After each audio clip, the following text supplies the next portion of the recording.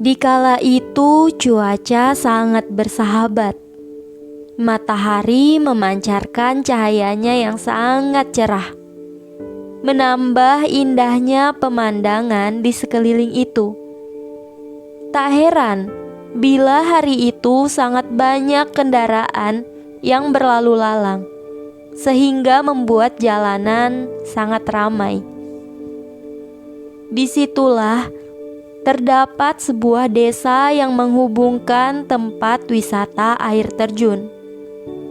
Berawal dari wisata inilah membuat orang-orang berbondong-bondong mendatangi tempat ini, sehingga membuat jalanan tak pernah sepi.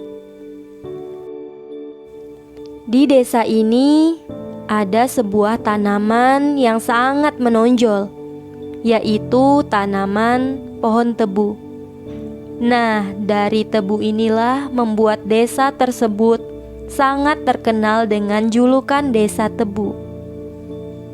Di desa inilah penduduknya menggantungkan nasibnya pada pohon tebu sebagai mata pencaharian mereka.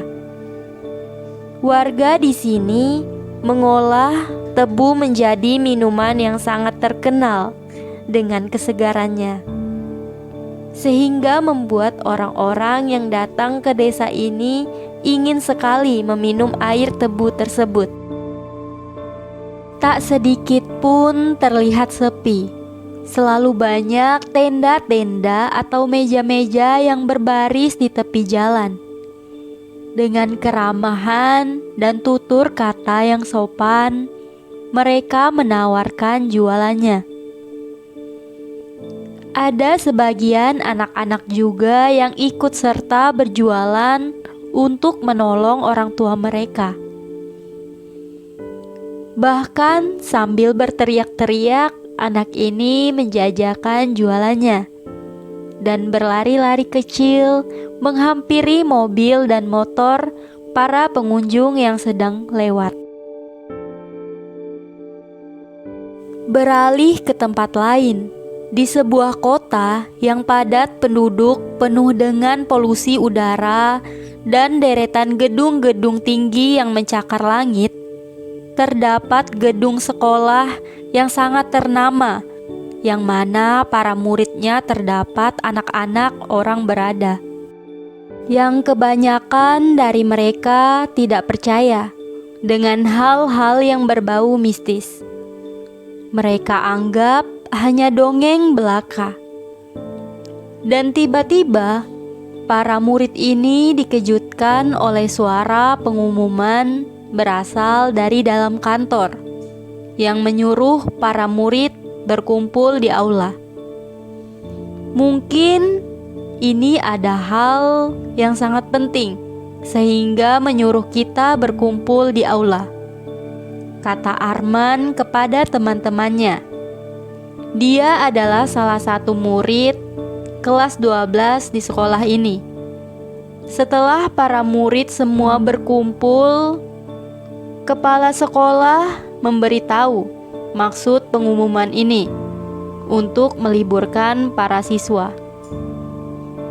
Banyak para murid kaget mendengar sebab meliburkan secara mendadak. Setelah kepala sekolah memberi alasan panjang lebar kepada mereka semua, para murid pun paham, bahkan sangat senang mendengarnya, sebab diliburkan selama 1 minggu, termasuk Arman dan teman-temannya. Ini adalah Arman. Arman adalah murid yang paling pintar di kelas mereka. Tubuhnya yang tinggi putih membuat dia selalu membanggakan dirinya. Tak heran dia selalu berlaga angkuh, sehingga tak pernah menjaga ucapannya, selalu ceplas-ceplos. Tapi Arman tetap setia kawan dan baik hati pada teman-temannya, tak terkecuali orang yang baru dikenalnya. dan juga Rudi. Rudi adalah murid yang agak pendiam, berbadan gemuk, suka ngemil, bahkan tangannya tak pernah kosong, selalu menenteng makanan. Walaupun Rudi cukup pendiam, tapi dia seorang pemberani, selalu membela kebenaran. Dia paling tidak suka melihat teman-temannya ditindas oleh ketidakadilan. Lanjut ke Poni. Poni adalah murid tomboy dan lincah, berbadan mungil dan imut. Bahkan tak pernah memperhatikan penampilannya. Dia paling tidak suka berdandan. Walaupun tidak pernah berdandan, Poni tetap cantik dan ceria.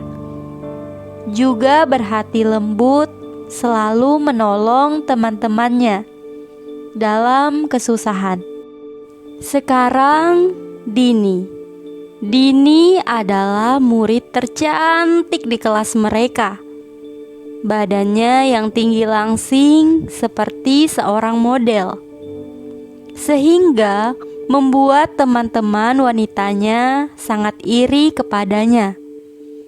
Tapi Dini tak pernah sombong. Dia selalu rendah hati dan murah senyum. Juga ramah kepada siapa saja. Mereka berempat ini bersahabat sejak kecil. Tak heran sangat akrab, bahkan seperti keluarga sendiri. Setiap ada liburan sekolah, pasti mereka mengadakan libur bersama. Sebelum pulang sekolah, mereka kumpul dulu di kantin sekolah, yaitu membahas tentang liburan, memutuskan mau berangkat kemana. Setelah membahas cukup lama, mereka sepakat akan berangkat ke wisata air terjun. Bukankah tempat menuju ke sana melalui sebuah desa yang terkenal dengan minuman tebunya yang sangat segar? Ucap Dini. Betul sekali, ucap Arman. Katanya di sana banyak jalanan yang sangat curam dan bukit-bukit yang tinggi.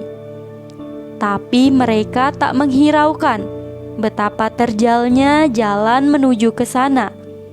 Yang mereka bayangkan adalah betapa indah dan sejuknya suasana desa. Ditambah lagi dengan pemandangan yang cukup menarik, yaitu air terjun. Sebab selama ini mereka sangat bosan dengan suasana kebisingan kota. Tak heran mereka berempat sangat antusias untuk berangkat ke sana. Mereka bersiap-siap untuk berangkat pada malam harinya. Dini sangat bersemangat menyiapkan barang-barang yang dianggap perlu dibawa. Semuanya dikemas di dalam tas ranselnya. Mereka udah janjian akan berangkat jam 7 pagi. Setelah terlelap dari tidurnya, tak terasa jam di rumah Dini berdering begitu keras, menunjukkan jam 6 pagi. Dini terkejut dan terbangun, membuat dia cepat bergegas menuju kamar mandi untuk siap-siap berangkat. Setelah selesai berkemas, Dini menunggu kedatangan teman-temannya untuk menjemput. Tidak begitu lama Dini menunggu. Tiba-tiba mobil Arman udah sampai di depan rumahnya.